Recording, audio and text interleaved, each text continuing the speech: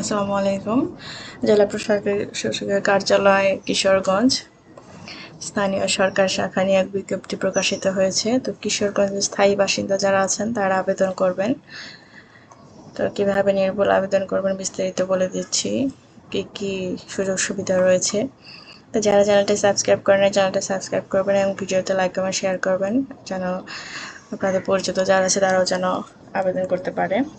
তো এটা হচ্ছে বিভিন্ন ইউনিয়ন পরিষদের হিসাব সহকারী কাম কম্পিউটার অপারেটর পদে অস্থায়ী ভিত্তিতে শূন্যপদ পূরণ এবং প্যানেল প্রস্তুতির নিমিত্ত কিশোরগঞ্জ জেলার স্থায়ী বাসিন্দাদের নিকট হতে নিম্নবর্ণিত শর্তে জনপ্রশাসন মন্ত্রণালয় কর্তৃক চাকরির আবেদন ফর্মে স্বহস্তে পূরণকৃত দরখাস্ত আহ্বান করা যাচ্ছে। এটা হচ্ছে আপনি নিজ হাতে আবেদন করে অ্যাপ্লিকেশন কপিটাকে জমা দেবেন এবং এটা হচ্ছে ওয়েবসাইট থেকে সংগ্রহ করতে হবে আবেদন ফর্মটা। তো এখানে হচ্ছে পদের নাম হিসাব সহকারী কাম কম্পিউটার অপারেটর, পদের সংখ্যা ৬৮টি, বেতন স্কেল ২০১৫ অনুযায়ী ৯,৩০০ টাকা থেকে ২২,৪৯০ টাকা, ১৬তম গ্রেড। শিক্ষাগত যোগ্যতা লাগবে কোনো স্বীকৃত বোর্ড হইতে বাণিজ্য বিভাগে অনন্য দ্বিতীয় বিভাগ বা সমমানের জিপিএতে উচ্চ মাধ্যমিক সার্টিফিকেট থাকতে হবে। কম্পিউটার ব্যবহার দক্ষতা থাকতে হবে। কম্পিউটার টাইপিংয়ে প্রতি মিনিটে সর্বনিম্ন গতি বাংলা ২০ এবং ইংরেজি ২০ শব্দ থাকতে হবে। আবেদনের শর্ত হচ্ছে প্রার্থীকে অবশ্যই জন্মসূত্রে বাংলাদেশের নাগরিক এবং কিশোরগঞ্জের স্থায়ী বাসিন্দা হতে হবে।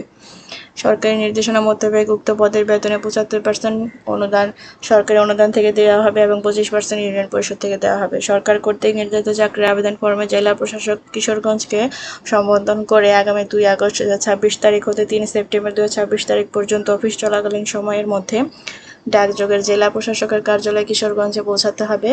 সরাসরি বা কুরিয়ার সার্ভিসের মাধ্যমে আবেদন প্রেরণ করা যাবে না। খামের ওপরে মোটা অক্ষরে পদের নাম, বিশেষ কোটা যদি থাকে, যেমন মুক্তিযোদ্ধা বা ক্ষুদ্র নৃগোষ্ঠী, বীরাঙ্গনা, তৃতীয় লিঙ্গ, এই যদি থাকে তাহলে সেগুলো লিখতে হবে এবং বাম পাশে আবেদনকারী পূর্ণ নাম, ঠিকানা স্পষ্ট অক্ষরে লিখতে হবে। নির্ধারিত আবেদন ফর্ম এবং প্রবেশপত্র জেলা প্রশাসক কার্যালয় কিশোরগঞ্জ ওয়েবসাইট থেকে সংগ্রহ করতে হবে। প্রার্থী বয়স সীমা ৩ সেপ্টেম্বর ২০২৬ তারিখের মধ্যে ১৮ থেকে ৩২ বছরের মধ্যে হতে হবে।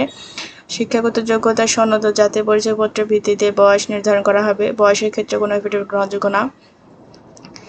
এই নিয়োগ বিজ্ঞপ্তিতে বর্ণিত পদ পূরণে স্থানীয় সরকার, ইউনিয়ন পরিষদ কর্মচারী চাকরি বিধিমালা ২০১১ অনুযায়ী বিধিবিধান যথাযথভাবে অনুসরণপূর্বক নিয়োগ সংক্রান্ত সম্পন্ন করা হবে এবং পরীক্ষার ফি লাগবে ১০০ টাকা। ব্যাংক ড্রাফট বা পে অর্ডারের মাধ্যমে জমা দিতে হবে। এটা হচ্ছে অফারের যোগ্য, পোস্টাল অর্ডার গ্রহণযোগ্য নয়।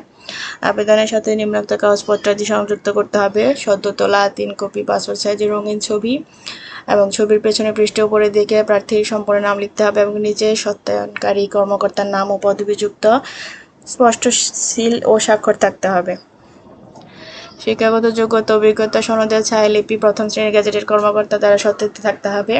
প্রথম শ্রেণীর গ্যাজেটেড কর্মকর্তা কর্তৃক প্রদত্ত চারিত্রিক সনদপত্র সত্যায়িত থাকতে হবে। জাতীয় পরিচয়পত্র সংশ্লিষ্ট ইউনিয়ন পরিষদের যেটার আন্ডারে আছেন এটা হচ্ছে সনদপত্র। জন্ম নিবন্ধন সনদের সত্যায়িত কপি। মুক্তিযোদ্ধা কোটায় বা যারা কোটা ভিত্তিক আছেন সেগুলোর হচ্ছে সত্যায়িত কপি। আবেদনকারী বীর মুক্তিযোদ্ধা বা শহীদ বীর মুক্তিযোদ্ধা কর্তৃক প্রদত্ত প্রত্যয়নপত্র দাখিল করতে হবে। ক্ষুদ্র নৃগোষ্ঠীদের ক্ষেত্রে একই এবং পদের ও প্রার্থীর নাম, ঠিকানা সম্বলিত ১০ টাকা মূল্যমানের অবিবৃত ডাক টিকিট যুক্ত 92 ইঞ্চি 42 ইঞ্চি আকারের একটি ফেরত খাম আবেদনের সাথে সংযুক্ত করতে হবে এবং যথাযথভাবে পূরণ করতে হবে। আবেদন ফর্ম ২ কপি, প্রবেশপত্র আবশ্যিকভাবে আবেদনপত্রের সাথে দাখিল করতে হবে। কোটা সংক্রান্ত জনপ্রশাসন মন্ত্রণালয় বিধি ১ শাখার ২৩/৭/২০২৪ তারিখে স্মারক নং প্রজ্ঞাপনের প্রদত্ত নির্দেশনা অনুযায়ী অনুসরণ করা হবে। ইতিপূর্বে যারা ২৯/১০/২০১৯ তারিখের স্মারকে জারিকৃত নিয়োগের বিজ্ঞপ্তি মোতাবেক যারা আবেদন করেছেন তাদের উল্লেখিত পদে পুনরায় আবেদন করার প্রয়োজন নেই।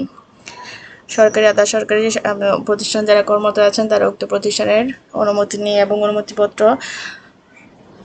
দাখিল করতে হবে। তারপর চূড়ান্তভাবে বাছাইকৃত প্রার্থীর পুলিশ ভেরিফিকেশনের জন্য স্বাস্থ্য পরীক্ষা উপযুক্ত বিরূপ মন্তব্য পাওয়া গেলে নিয়োগ বাতিল হবে। প্রার্থীকে নির্বাচনী পরীক্ষায় অংশগ্রহণের জন্য কোনো প্রকার টিএ দেওয়া হবে না। জারিকৃত নিয়োগ বিজ্ঞপ্তিতে উল্লেখ করা হয়নি এমন কোনো বিষয় সংশ্লিষ্ট বিধিবিধান অনুযায়ী কর্তৃপক্ষের সিদ্ধান্তই চূড়ান্ত বলে গণ্য হবে। তো এই ছিল বিস্তারিত। কিশোরগঞ্জ যে যারা স্থায়ী বাসিন্দা আছেন তারা আবেদন করবেন নির্দিষ্ট সময়ের আগেই এবং নির্ভুল আবেদন করবেন, ইনশাল্লাহ চাকরি হবে। ধন্যবাদ ভিডিওটি দেখার জন্য। আর চ্যানেলটা সাবস্ক্রাইব করে দিবেন।